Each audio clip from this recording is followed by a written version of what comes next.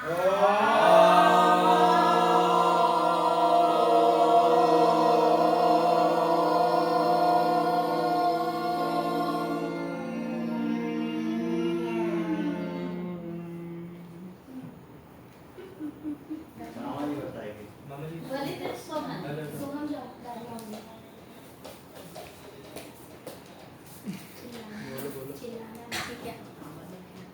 मैं नहीं हाँ ओम भूर्भुवः तत्सवितुर्वरेण्यं भर्गो देवस्य धीमहि धियो यो न प्रचोदयात्। आज मैं भारत के प्रधानमंत्री पे बोल रहा हूँ। भारत के प्रधानमंत्री का नाम श्री नरेंद्र दामोदर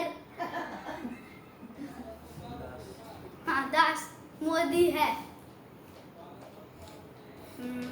उन्होंने 2016 में सर्जिकल स्ट्राइक करवाया था। उन्होंने 2019 में एयर स्ट्राइक करवाया था।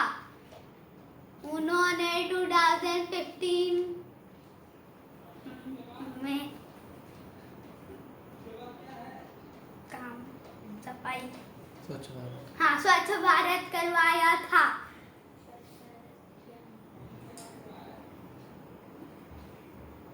धन्यवाद। जय हिंद।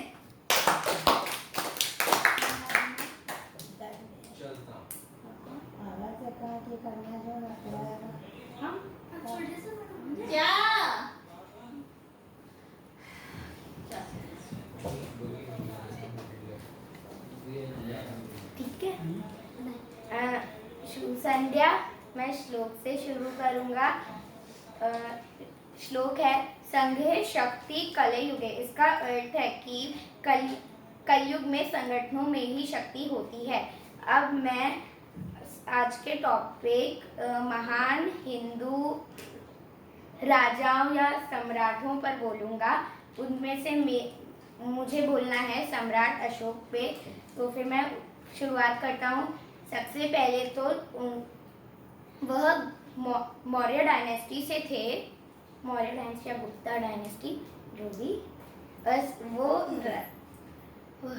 वो डायनेस्टी शुरू हुई थी उनके ग्रैंडफादर चंद्रगुप्त मौर्य, उसके बाद उनके सन बिंदुसार और उसके बाद अशोक।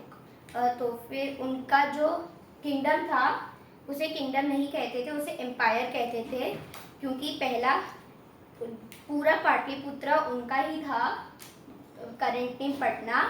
तो फिर बड़ी जगह के लिए ज़्यादा रिसोर्सेज चाहिए, जैसे कि ज़्यादा गोल्ड चाहिए, ज़्यादा वुड चाहिए, ज़्यादा मड चाहिए घरों के लिए। इसलिए दूसरा पॉपुलेशन बहुत ज़्यादा थी, क्योंकि उस समय के पावरफुल जो रूलर्स होते थे उनमें से एक थे। तीसरा वास्ट एरिया तक उनका मतलब लैंड रीच था, इसलिए भी एम्पायर बड़ा था। अब उसके बाद जो मौर्य डायनेस्टी थी वो 2300 साल से भी पुरानी थी। उनके जो ग्रैंडफादर थे चंद्रगुप्त मौर्य, उनके साथ एक वाइज मैन भी थे जिनका नाम चाणक्य था। और अगर हमें चाणक्य के बारे में या उनके आइडियाज़ के बारे में जानना है तो हम एक बुक भी पढ़ सकते हैं जिसका नाम अर्थशास्त्र है। उसके बाद अब अशोक ने बहुत सारी लड़ाइयाँ लड़ी हैं, लेकिन मैंने जो लड़ाई पढ़ी है वो उनकी आखिरी लड़ाई थी जो कलिंगा में थी, जो उड़ीसा का पुराना नेम था। उसी के बाद से उन्हें एक मतलब यूनिक और वाइस रूलर माना जाता है, क्योंकि जब उन्होंने वो खून खराबा, मौतें और लोगों का सौरो देखा तो फिर उन्होंने वह पाथ छोड़ दिया और धामा के पाथ पर चलने लगे। अब मैं थोड़ा सा धामा के बारे में बताऊंगा। धामा था कि जैसे कोई लोग होते थे जो स्लेव्स होते थे या दूसरे के नौकर मेड्स होते थे, तो फिर उनको जैसे इल ट्रीट करा जाता था, उन्हें इक्वली नहीं रखा जाता था, लेकिन धामा में था कि उन्हें इक्वली रहना है।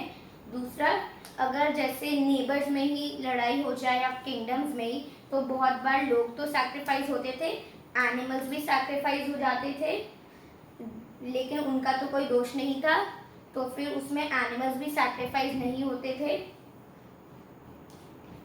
तीसरा था कि बहुत बार पेरेंट्स की मौत हो जाती है, तो फिर बच्चे भी ऑर्फन हो जाते हैं।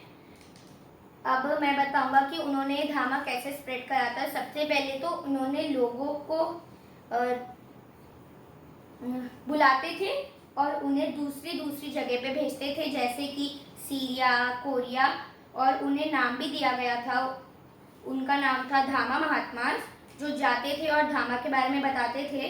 दूसरा, वह अशोक ने बहुत सारी पिलर्स और रॉक्स पे भी इसके बारे में बताया था। बहुत सारी इंस्क्रिप्शंस और मैन्यूस्क्रिप्ट्स भी इसके बारे में बताती हैं। उसके बाद अब मैं थोड़ा सा बताऊंगा कि एक ग्रीक एम्बेसडर मेगास्थेनिस जब उनके अशोक के किंगडम में गए थे, तो उन्होंने कैसे उसे डिस्क्राइब करा। सबसे पहले तो जो महल था वह बना हुआ था मड का, ब्रिक्स का, गोल्ड का और डायमंड्स का। उसके बाद उसके आगे एक आर्म्ड वुमेन्स की फोर्सेस रहती थी। फिर उसके आगे एलिफेंट्स का झुंड रहता था, और फिर उसके आगे हॉर्सेस चक्कर लगाते थे, जैसे एक चक्रव्यूह होता है वैसे ही। उसके बाद जब भी कोई ओकेशन पर वह जाते थे, तो फिर वैसे ही बिल्कुल वह सराउंडेड होते थे। उसके बाद और उन्होंने ये भी बताया कि जो पाटलिपुत्र था उसके आगे 8 to 1200 फीट की एक वॉल भी लगी होती थी, ताकि कोई एनिमी उसे पार ना कर पाए, और पूरी आर्म फोर्सेस उसके ऊपर रहती थी। धन्यवाद।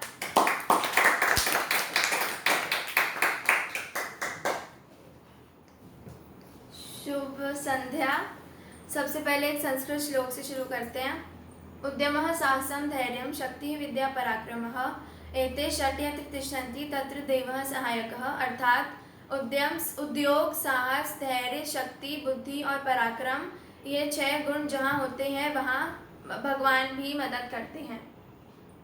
अब हम रानी लक्ष्मीबाई के बारे में बताएंगे। रानी लक्ष्मीबाई का पूरा नाम मणिकर्णिका तांबे था। वह झांसी की रानी थी। उनका जन्म 19 नवंबर 1828 में बनारस में हुआ था। उनके पिता का नाम मोरोपंत तांबे और माता का नाम भागीरथी बाई था। उन्होंने भारत की आज़ादी के लिए बहुत कुछ किया। उन्होंने अंग्रेज़ों से भी बहुत बार लड़ाइयाँ भी की थी। वह बहुत साहसी और निडर थी। उन्होंने अंग्रेज़ों के दांतों चने चबवा दिए थे। वह बचपन से ही अस्त्र और शस्त्र दोनों बहुत अच्छे से उनका ज्ञान था उनको, और चमर बहुत अच्छे से चला लेती थी। इसकी वजह से उनका नाम उनको छबीली के नाम से भी जाना जाता है। जब वह 4 साल की थी तो उनकी माता की मृत्यु हो गई थी। जब वह शादी के योग्य हुई तो उनकी शादी झांसी के राजा गंगाधर राव से हुई।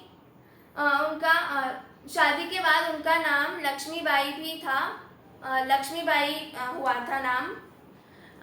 उनका एक बेटा भी था, दामोदर राव। कुछ समय बाद उनके पति राजा गंगाधर राव की मृत्यु हो गई, और फिर उसके कुछ समय बाद जो अंग्रेज थे उनको झांसी चाहिए था। तो लक्ष्मीबाई ने बोला कि नहीं, मैं झांसी आप तुमको नहीं दूंगी। तो इस बात पे एक जंग हुआ उन दोनों के बीच में, और उस जंग में रानी लक्ष्मीबाई की मृत्यु हो गई। उनकी मृत्यु 18 जून 1858 में हुआ था। धन्यवाद।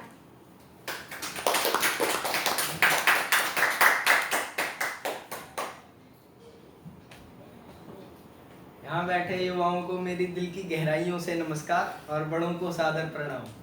अब भाषण को आरंभ करने से पहले 2 श्लोक प्रस्तुत करना चाहूँगा। पहला है ओम त्र्यंबकम यजामहे सुगंधिम पुष्टिवर्धनम उर्वारुकमेव बंधनान् मृत्युर्मोक्षीय मामृता। अर्थात इस समस्त संसार के पालनहार 3 नेत्रों वाले भगवान शिव इस सृष्टि का जो मतलब भला चाहते हो उनको वह हमें मृत्यु न कि मोक्ष से मुक्ति दें। और दूसरा श्लोक है काका कृष्णा पिका कृष्णा को भेदा पिका काकायो बसंते समुपाय थे काका पिका पिका। इसका अर्थ है कौवा भी काला होता है, कोयल भी काली होती है, तो दोनों में भेद कैसा। लेकिन बसंत ऋतु आने पर कौवा और वह कोयल अपना रूप धारण कर लेते हैं, अर्थात कौवा कौवा बन जाता है, कोयल कोयल बन जाती है। अब मैं आज का भाषण जिसका विषय था पुराने जमाने के हिंदू सम्राट, तो मैं तो बोल रहा हूँ छत्रपति शिवाजी महाराज पे। पहले तो वह मराठास के रूलर थे और उन्होंने बहुत योगदान दिया था। पहले तो वो स्त्रियों औरतों को बहुत सम्मान देते थे और ऐसा करते मतलब उनको जेल में ना भेजने का समर्थन करते थे। और दूसरा था कि वह किसी भी रिलीजन में भेदभाव नहीं करते थे। उनकी सेना में मुस्लिम भी थे, लेकिन और तीसरा है कि वह पहले भारत की ओर ज़्यादा देखते थे, अपने राजपाट को छोड़कर फिर जाकर अपने उनके किंगडम को देखते थे।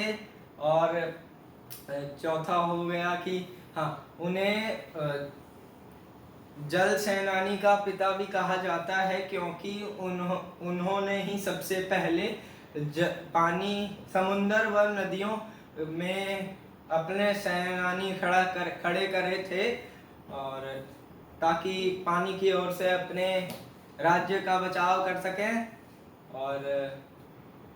और हो गया कि बस धन्यवाद। जय श्री राम।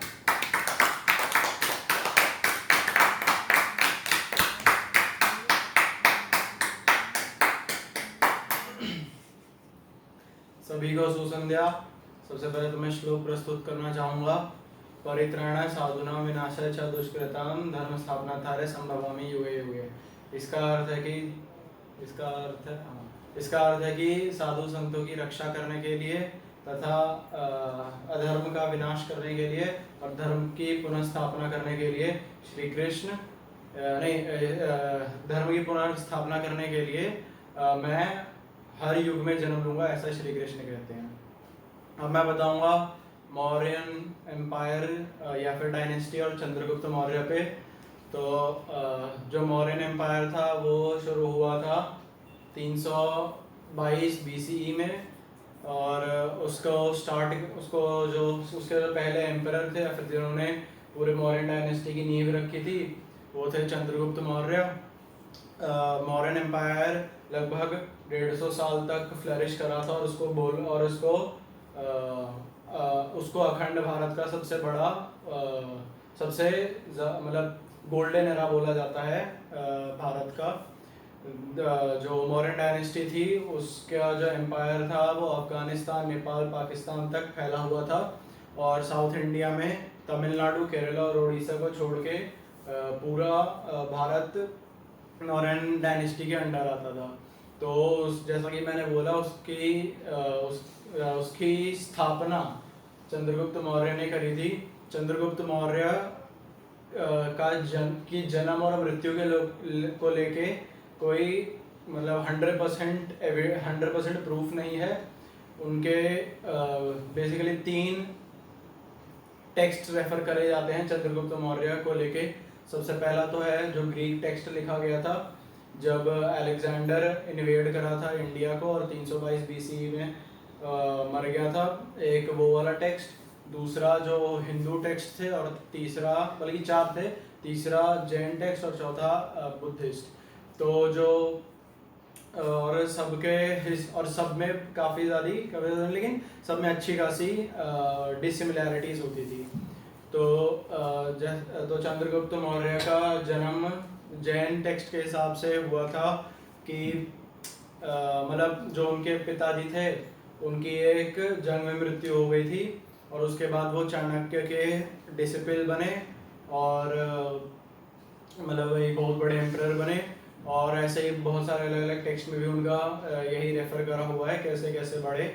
किसी में कहा गया था कि वो एक शूद्र के घर पैदा हुए, किसी में कहा गया था कि वो एक सम्राट के घर पैदा हुए थे। और चंद्रगुप्त मौर्य जो मौर्यन डायनेस्टी का स्टार्टिंग कर रहे थे वो अलेक्जेंडर की डेथ के जस्ट बाद स्टार्ट कर रहे थे। जैसे अलेक्जेंडर की डेथ 323 BC में हुई थी और मौर्यन डायनेस्टी की शुरुआत ही 322 BC में हुई थी। चंद्रगुप्त मौर्य शुरुआत से ही जो ग्रीक ने भारत के ऊपर जो कब्जा करा था वो वापस लेने का उनका शुरुआत से ही एम था और शुरुआत से नॉर्थ वेस्टर्न रीजन पे ज़्यादा फोकस कर रहे थे। फिर चंद्रगुप्त मौर्य का जो एम्पायर था वो उसको डिवाइड करा और इसको एक और बात बताना भूल गए। अच्छा, जो मौर्यन एम्पायर है जैसा कि मैंने बोला है कि सबसे बड़ा और सबसे ज़्यादा फ्लरिशिंग एम्पायर था। इसका एरिया 55 लाख स्क्वायर किलोमीटर्स तक फैला हुआ था और लगभग संपूर्ण भारत चंद्रगुप्त मौर्य के कब्जे में था। तो जो इनका एम्पायर था, जो इनकी मतलब पूरा जो एम्पायर था वो 3 पार्ट्स में डिवाइडेड करा गया था जो गवर्निंग बॉडीज़ थी। सबसे पहला था जो बॉडी थी वो विलेज को देखती थी कि मतलब क्या कहते हैं फार्मिंग हो रही है या फिर यही सब कि इरिगेशन का कोई दिक्कत तो नहीं आ रहा ऐसे। फिर जो सेकंड था वो आम जनता का देखती थी, जो नॉर्मल लोग जो वर्कर्स थे जो काम करते थे रहने वहने में या फिर खाने पीने में कुछ दिक्कत, यही सब देखती थी। और जो तीसरी थी वो मिलिट्री के ऊपर फोकस करती थी। तो ये एक प्राइम कह सकते हैं फैक्टर मौर्यन डायनेस्टी के इतने फ्लरिशिंग के ऊपर था।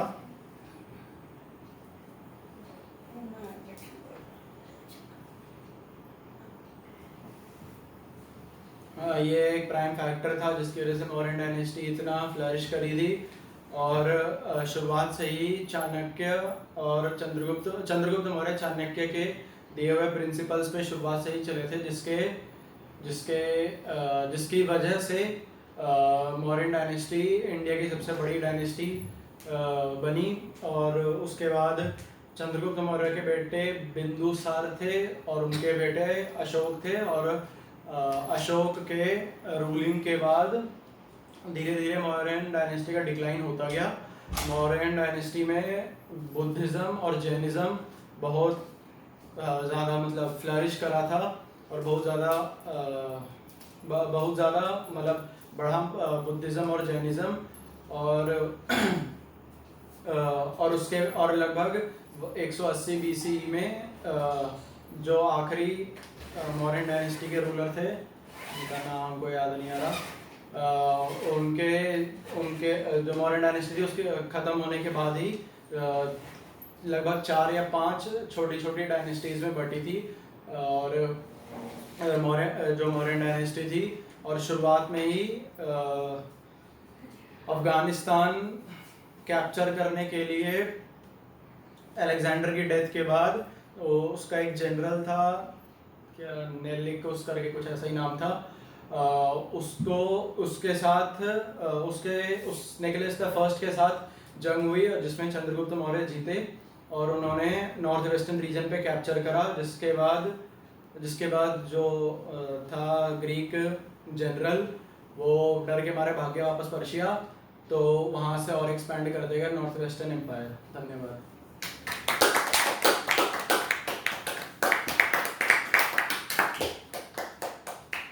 Good evening. पहले श्लोक बोलेंगे।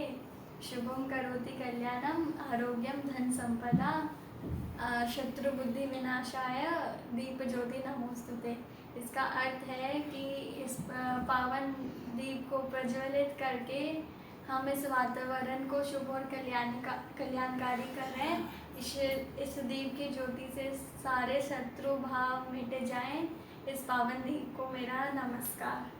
अब हम राजा हरिश्चंद्र के बारे में बोलेंगे। राजा हरिश्चंद्र एक सत्यवादी राजा थे। वो उनके राज्य में वह अपने राज्य के लोगों को किसी भी संकट में नहीं रखते थे। वह सत्यवादी इसलिए कहलाते थे क्योंकि एक दिन नींद में जब उन्होंने सपना देखा कि उन्होंने एक ऋषि को अपना पूरा राजपाट दान में दे दिया है। तो उसके अगले दिन ऋषि विश्वामित्र उनके महल में आए। तो ऋषि विश्वामित्र ने उन्हें उनके सपने के बारे में याद दिलाया और तभी राजा हरिश्चंद्र ने अपना पूरा राजपाट उन्हें दान में दे दिया। फिर जब ऋषि विश्वामित्र ने दक्षिणा मांगी तो उन्होंने मंत्री को भेजा सोने लाने पर। फिर ऋषि विश्वामित्र ने उन्हें याद दिलाया कि उन्होंने सारा राज्य तो उनको दान दे दिया है। फिर उन्होंने एक चंडाल को बेच के ऋषि विश्वामित्र की दक्षिणा पूरी की। वह चंडाल के साथ एक शमशान में काम करने लगे। उनकी पत्नी और पुत्र फिर नौकरों की तरह राज्य में काम करने लगे। एक दिन उनके पुत्र को किसी सांप ने काट लिया और उनकी पत्नी के पास अपने पुत्र की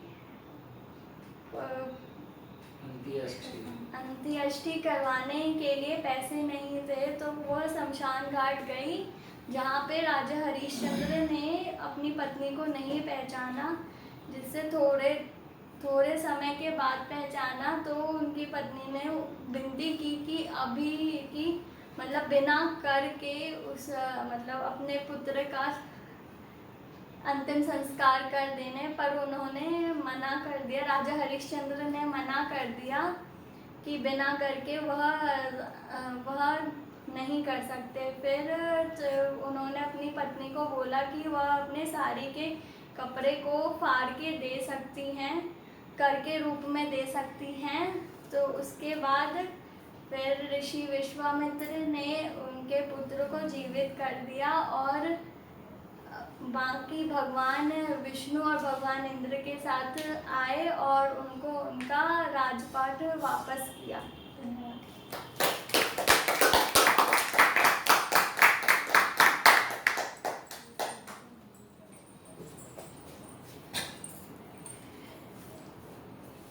गुड इवनिंग। मैं सबसे पहले श्लोक बोलूँगी।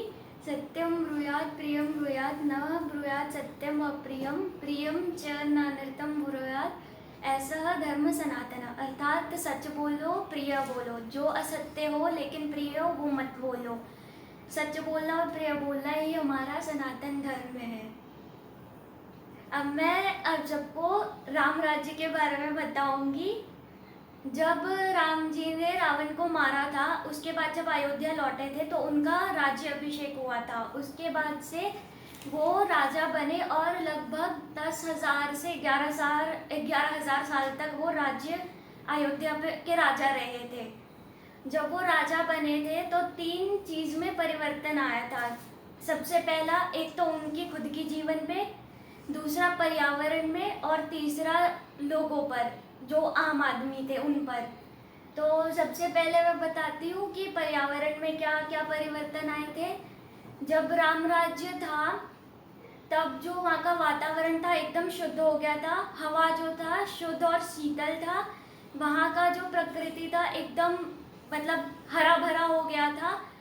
अब लोगों के बारे में बताती हूँ। लोगों में जो है, जब राम राज्य था, लोगों पर जो है, एक तो सबसे पहले लोग निरोगी हो गए थे, फिर जो बूढ़े लोग थे उनके पास मृत्यु तक नहीं भटकती थी, जिससे लोग 1000 साल तक जी सकते थे।